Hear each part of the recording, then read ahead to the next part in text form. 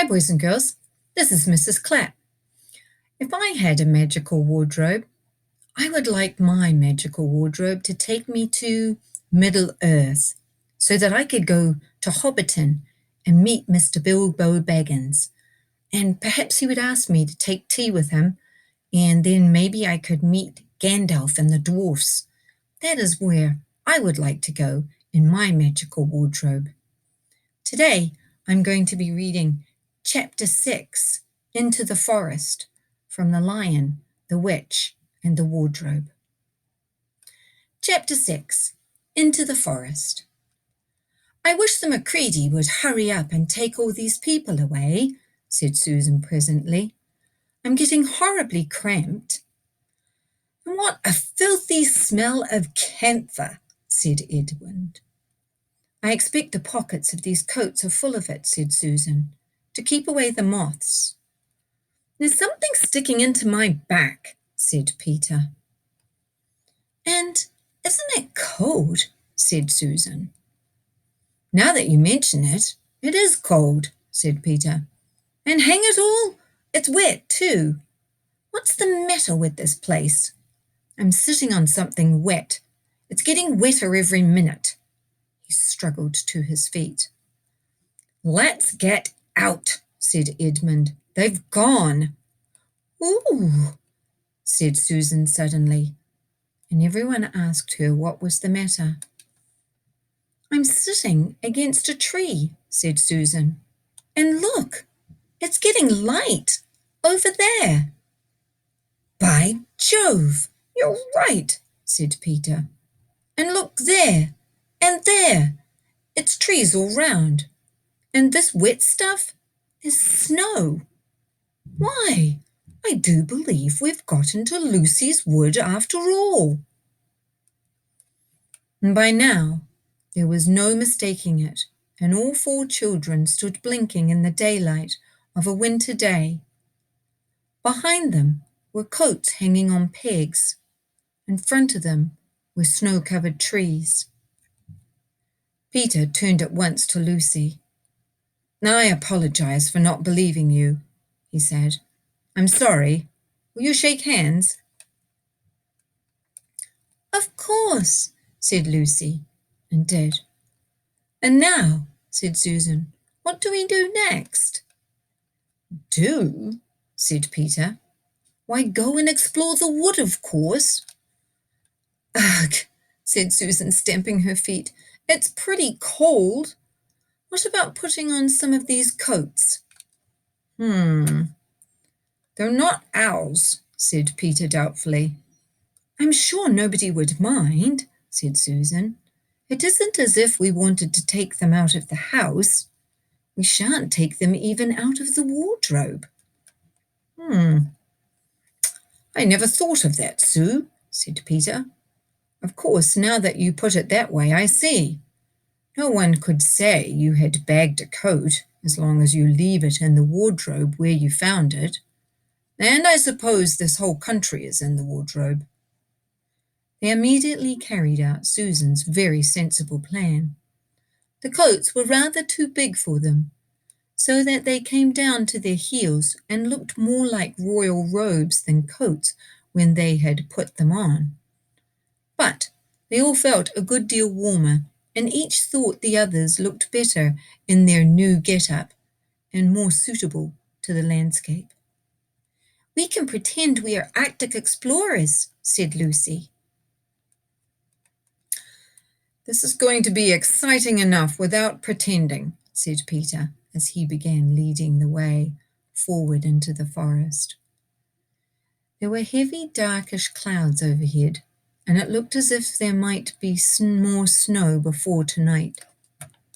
I say, began Edmund presently, oughtn't we be bearing a bit more to the left, that is, if we are aiming for the lamppost? He had forgotten, for the moment, that he must pretend never to have been in the wood before. The moment the words were out of his mouth, he realized that he had given himself away. Everyone stopped.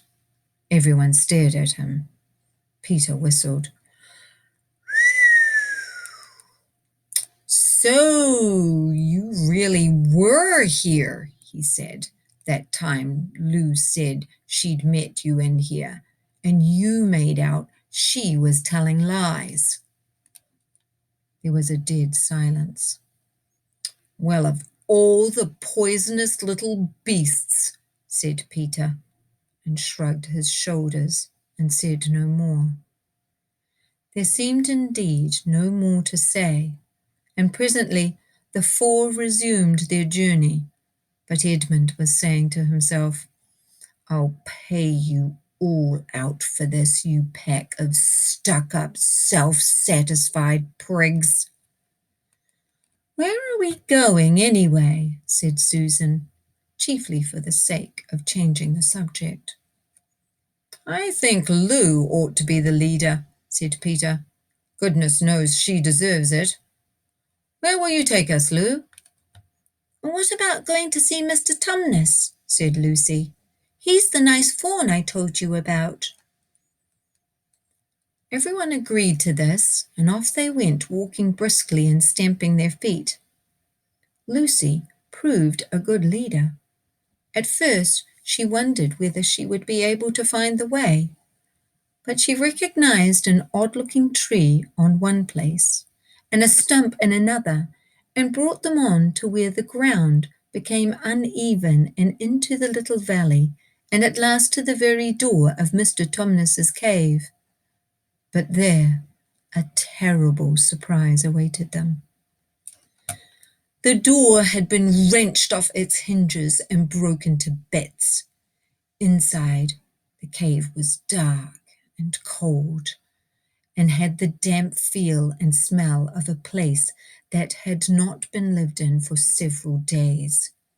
Snow had drifted in from the doorway and was heaped on the floor, mixed with something black, which turned out to be charred sticks and ashes from the fire.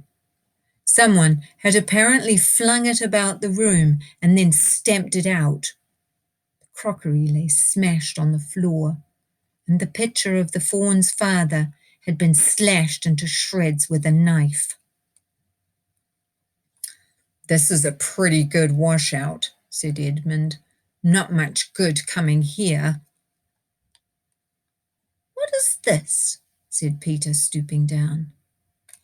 He had just noticed a piece of paper which had been nailed through the carpet to the floor. Is there anything written on it? Asked Susan. Yes, I think there is, answered Peter, but I can't read it in this light.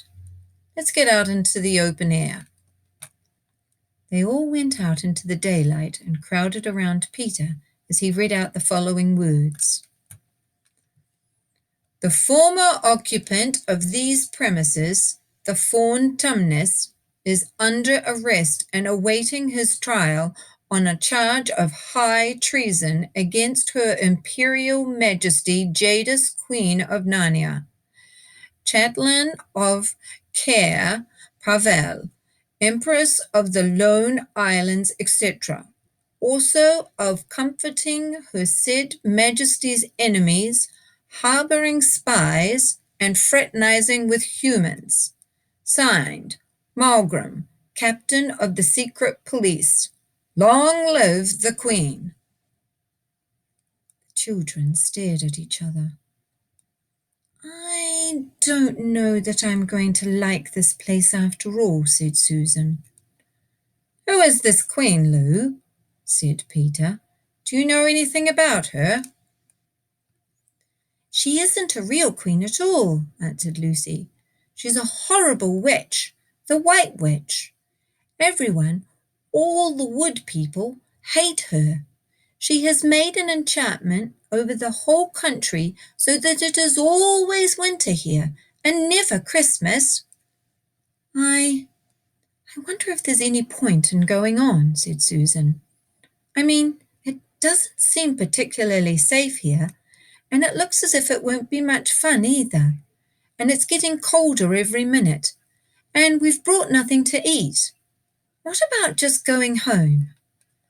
Oh, but we can't, said Lucy suddenly. Don't you see? We can't just go home. Not after this. It is all on my account that the poor fawn has gotten into this trouble. He hid me from the witch and showed me the way back. That's what it means by comforting the Queen's enemies and fraternizing with humans. We simply must try to rescue him. A lot we could do, said Edmund, when we haven't even got anything to eat. Shut up, you, said Peter, who was still very angry with Edmund. What do you think, Susan? I have a horrid feeling that Lou is right, said Susan. I don't want to go a step further, and I wish we'd never come. But I think we must try to do something for Mr. Whatever his name is.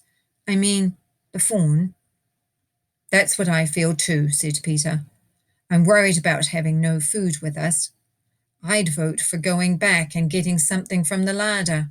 Only there doesn't seem to be any certainty of getting into this country again when once you've got out of it. I think we'll have to go on. So do I, said both the girls. If only we knew where the poor chap was imprisoned, said Peter. They were all still wondering what to do next when Lucy said, Look, there's a robin with such a red breast. It's the first bird I've seen here. I say, I wonder, can birds talk in Narnia? It almost looks as if it wanted to say something to us. Then she turned to the robin and said, Please, can you tell us where Tumnus the fawn has been taken to? As she said this, she took a step towards the bird. It at once flew away, but only as far as the next tree. There it perched and looked at them very hard, as if it understood all they had been saying. Almost without noticing that they had done so, the 4 children went a step or 2 nearer to it. At this, the robin flew away again to the next tree, and once more looked at them very hard. You couldn't have found a robin with a redder chest or a brighter eye. Do you know, said Lucy, I really believe he means us to follow him. I've an idea he does, said Susan. What do you think, Peter? Well, we might as well try it, answered Peter.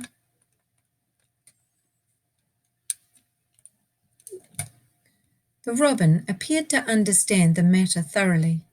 It kept going from tree to tree, always a few yards ahead of them, but always so near that they could easily follow it. In this way, it led them on slightly downhill. Wherever the robin alighted, a little shower of snow would fall off the branch.